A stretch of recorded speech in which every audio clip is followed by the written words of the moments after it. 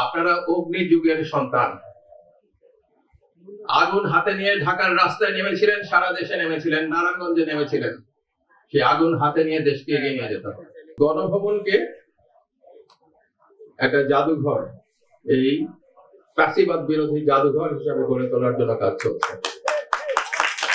আমরা আশা করব 5ই অগাস্ট এটা যতটুকু আমরা সম্পন্ন করতে পারি, তারপর একটা উদ্বোধনীতে যাব।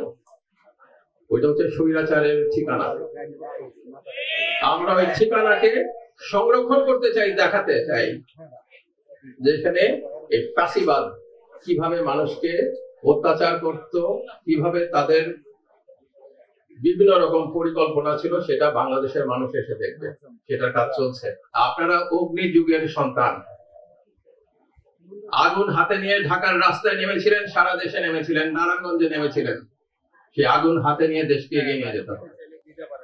বাংলাদেশে যেন কখনো কোনো আধিপত্যবাদী শক্তি চোখ রাঙাতে না পারে, বাংলাদেশে যেন কখনো ফ্যাসিবাদ আসতে না পারে, এবং যদি আসার চেষ্টাও করা হয় সেটাকে দমন করা হবে।